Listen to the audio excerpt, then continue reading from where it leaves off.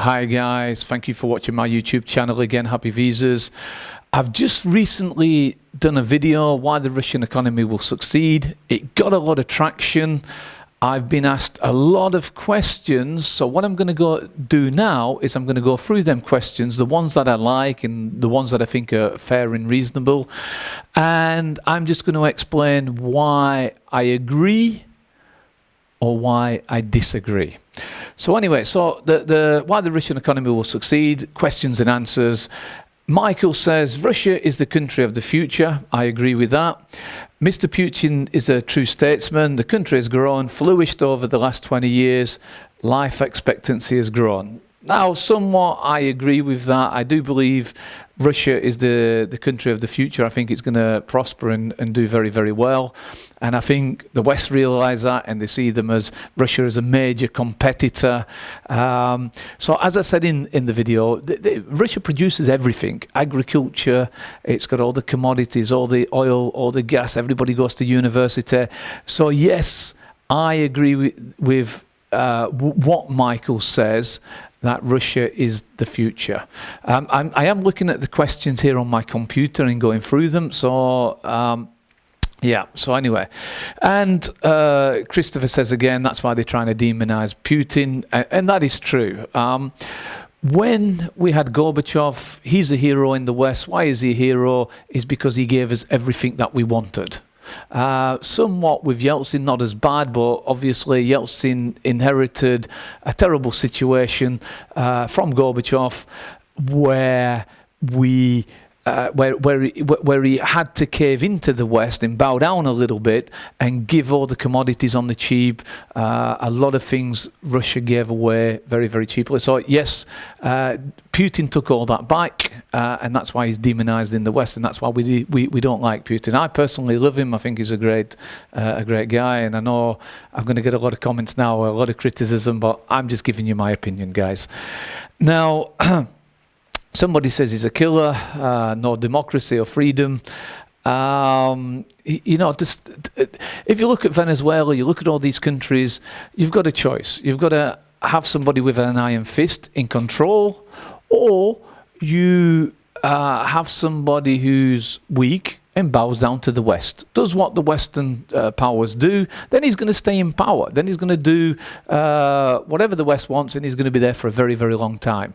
As soon as you have somebody who opposes the West, then what's going to happen is we're going to kick him out of power as quickly as we can. So he needs to have an iron fist, whoever it is, whatever country, he needs to be strong. So you know, I can't say whether you know, Putin is a killer or not. I doubt. I just know that what we've done in the West in the past is well documented. Just look at WikiLeaks. It's, you know, we have a history of doing what we tell others not what to do. Now, it says, you think that any country has true freedom? That's what I've took, freedom of speech. This is what I've replied. Look at the poor guys in Guantanamo Bay. Most of them were good people. Look at the millions forced out of Venezuela. They were good people. That is what I call heartless. Look at the signs who tried to speak out. Did he have any freedom of speech? So in reply to that, is there any true freedom of speech? Everybody's under control. I do apologize about the aeroplane flying over, and I do apologize about me looking at my computer. Now, here, what he said is, I don't know why he's got Guatemala in there, but anyway, countries, I said Guantanamo Bay, but anyway, it doesn't matter. He says, countries like Guatemala, this is what Mr. Rogers has said, countries like Guatemala, Venezuela are not quite democratic countries that follow the rule of law, are they? Question mark. These countries have authoritarian rules, very similar to Putin. Julian Assange made public some very classified secret government documents. Anyway, you can guess where that is going. Well, I think I've already answered that. I mean, you know, there has to be some accountability. There was a lot of atrocities done, recent and past. I mean, look at the British Empire. We were terrible for 400 years, what we made countries do. And I've prospered from that. Don't get me wrong. I've done very well out of it. Good education, good health care system. I love Great Britain, but that doesn't make it right. Now, Raymond says, who opposes the West? Corporate mafia got dead. Iraq, the Balkans, Afghanistan, Vietnam, Cuba, Venezuela, Bolivia, Nicaragua, Dominican Republic, Panama, Libya, blah, blah, blah, and more. Yeah, I agree. Whoever opposes against the West, they don't live very long. Saddam Hussein tried to change everything from dollars into euros. Straight away he lost. He was overthrown. Iraqi War 2 starts. You cannot oppose the West, I'm afraid, if you want to stay in power for a long time. So I kind of agree with what Raimondo said there. Well hard on me, whatever that is. Absolutely true. Even cities outside of Moscow are on the up. Kazakh is gorgeous and super modern. Yeah, Russian economy is doing well in Perm. We've got 300 years coming up. By the way, I don't know if I told you, I've moved temporary from Moscow to Perm. And they're building everything here. Nice new trams. The embankment is absolutely beautiful for about 3-4 kilometers. There's lots of parks. Everything is being modernized in Perm. The money is well spent. So yeah, I agree with you there. Rogers, wonderful. Please stay in Russia where you belong. Be careful not to say anything to upset that madman, Putin, or you'll end up 6 feet under. What you've got to understand that these people in power in the Russian government are very, very intelligent. And when they don't know the answer, they bring in advisors and they get the best advice. Often from countries like Germany or England, we learned from the best. Now, Ravinder Singh, sorry, but you missed the biggest reasons. So we now got back to the economy. Sorry about all the politics, but these are the questions, and I thought they should be answered. So we're back on the economy now. He says the Russian currency is backed by the highest extent worldwide by gold. I think Russia is about the 3rd or 4th biggest holder of gold. Among other things, it's got a lot of other commodities, and now, because sanctions haven't worked, huge exporter of food. It's got other things underpinning the economy, not just commodities as it was before, like oil and gas. Very low debt, he says, to GDP. That is true. When the Soviet Union broke up, everybody got to keep the houses. Before then, all the houses were owned by the government. The people could live there. But everybody in, I don't know when it was, about 1995, 1996, everybody got to keep and register the property in their name. So they don't have mortgages here. It's a relatively new thing. Credit cards have just started to take off. So debt, actually, household debt on credit cards got a little bit high, but it started to recover because of, everybody stayed at home, nobody was spending money. So actually debt has gone down this year, but it's still very, very low when you compare it to the West. There is no debt, personal household debt in Russia. Very, very small.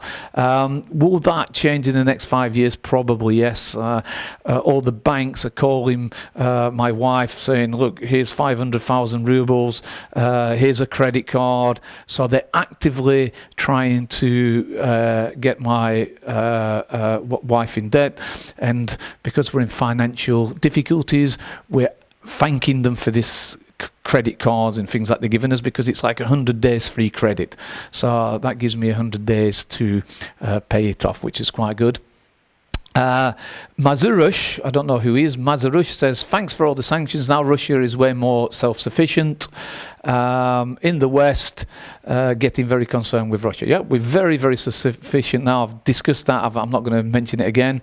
Yes, Russia has an army to protect itself. It should be protected also by the honest people who are fond of truth, peace and beauty. I will stand for Russia as it is nowadays. That's from Fabrice Regnault. Imran Bagani, I never had any of this analysis for Russian prosperity from mainstream media. Thank you so much. Yeah.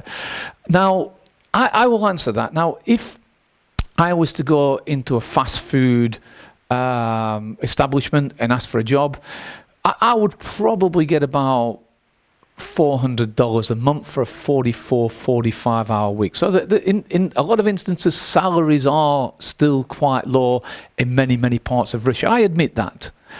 But as I've said, the expenses are very, very low. And people are family orientated here. They live with the families and share the costs.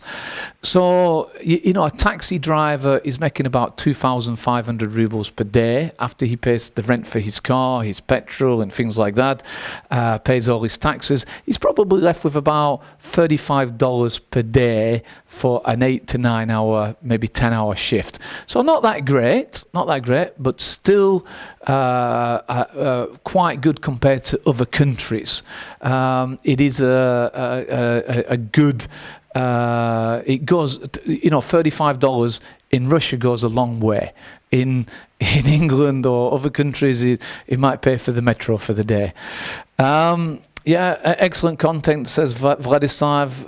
Mr. Richard Lyne says a very, very intelligent video. Armanisi, perfectly true. Putin put the Russian first, preserve culture, religion, customs, and so on. Yeah, I agree with that. I think, you know, the West has gone a little bit mad with, I don't know, I don't want to be accused of racist now or anything like that. You know, but with all these uprisings, okay, I'll say it, but with this like Black Lives Matter and things like that, I think it's just gone a bit far. The initial start of it was totally correct. I mean, you know, we depressed them for many, many years, and we didn't give them the best jobs. We didn't give them the best education. You know, so totally justified. But I think we've gone a bit extreme on many, many things. But I'm not going to touch on that. I'm because I'm a little bit ignorant on that, and I don't know much about it, to tell you the truth.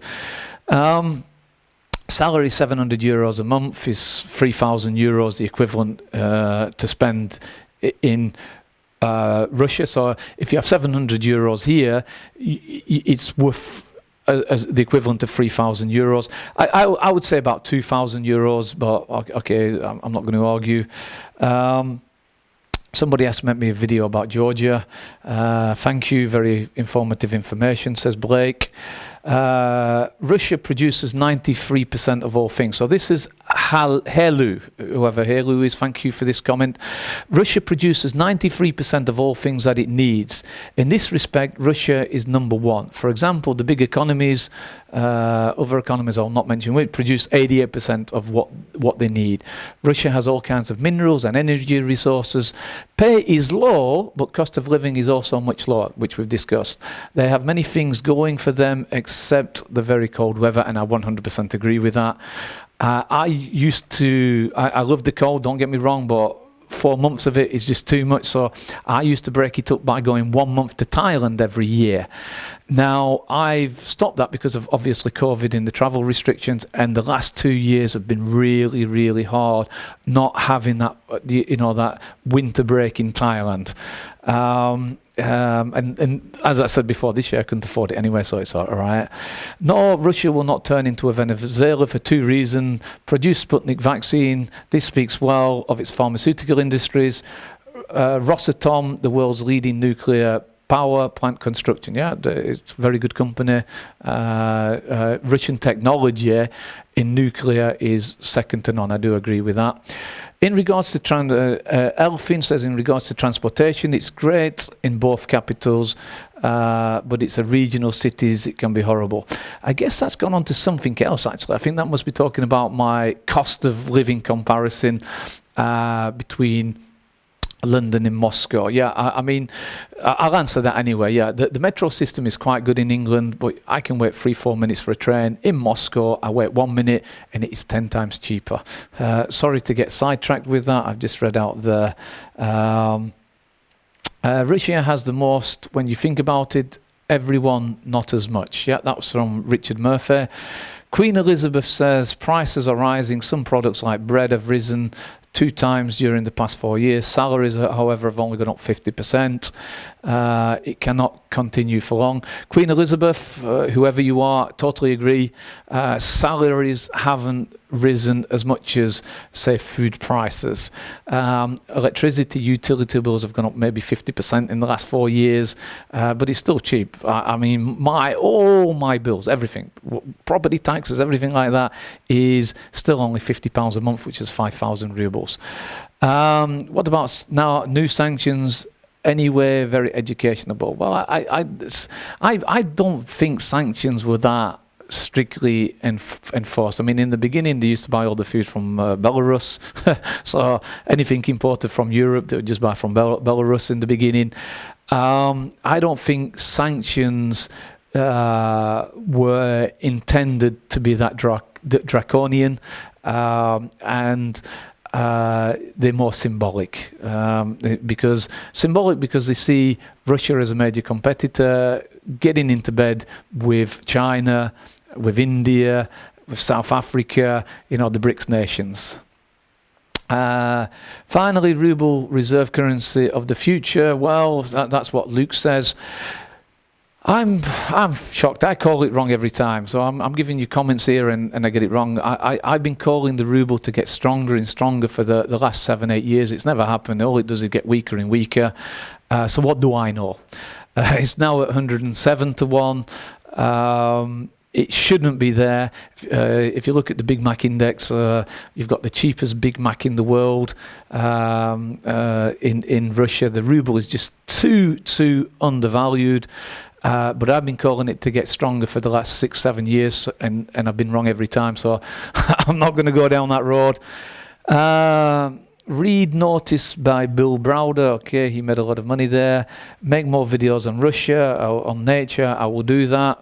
That's what Diarira says. The best president, Putin, in the world, and smart. I agree, he's a very smart guy. That's what Ramot said. He's a very intelligent man. Taxation is very informative, yes. Just to recap on taxation, it's very, very low here, especially if you're a new business. You can pay £200-300 a year and earn up to 30 million rubles. You have to register as a sole trader, and then once you register as a sole trader, you register a patent. You pay 300-400 quid, depending where you are. A little bit more expensive in Moscow, a little bit cheaper outside of Moscow. Man, I didn't know Russia was pretty good. Say, would Asian workers or investors be welcome there? Yes. Anybody is welcomed in Russia. Just pay your taxes. They're low, they're not high. As long as you come here, you're never going to have a problem doing business here. So yeah, in answer to that question, are you welcome? Yes, you are. Everybody's welcome here. Well, I've only been in the major cities like Moscow, St. Petersburg and Perm, where I've spent considerable amounts of time. But I believe it to be throughout the whole of Russia. Obviously, you've got different regions in Russia, but I'm pretty confident that if you went to Vladivostok on the Far East, you can do whatever you want there, as long as it's within the law and as long as you pay your taxes. Now, any other comments? Well, the Russian economy is just above Spain, well below the 37 million people of Canada. When is Russia going to make its economic move already? Well, I think it's in the process of doing that, especially with everything coming through. I think over the next 4 or 5 years, I think it will be a game changer in Russia. I think sanctions will be eventually lifted. Not that it's going to affect it, probably do it better. I think it would actually be better if they kept the sanctions, because it's making it more self-sufficient. If you don't want to export your second-hand cars and you don't want to export your fruit and vegetables to Russia and your dairy products and all these, well, we'll happily manufacture them here and we'll happily buy cars here, second-hand cars, and buy them from Japan. A lot of people in Vladivostok buy huge amounts of cars, second-hand cars from Japan. Somebody says about my accent here, I speak too fast. I do apologize. Somebody says, I like Englishmen, they speak the best business. Thank you for that. So guys, I've just answered a few of your questions. I'm not going to make it too long because you're going to switch off halfway through the video if I make it too long. If you're going to invest in Russia, I think it's a great time to invest. 107 to the pound, almost 80 to the dollar. Everything is ridiculously cheap. Everybody goes to university. All the commodities, rule of law. Don't believe what you read in the Western propaganda. It is paradise here, best country in the world. And England's number 2, also a great country. Bye guys, thank you.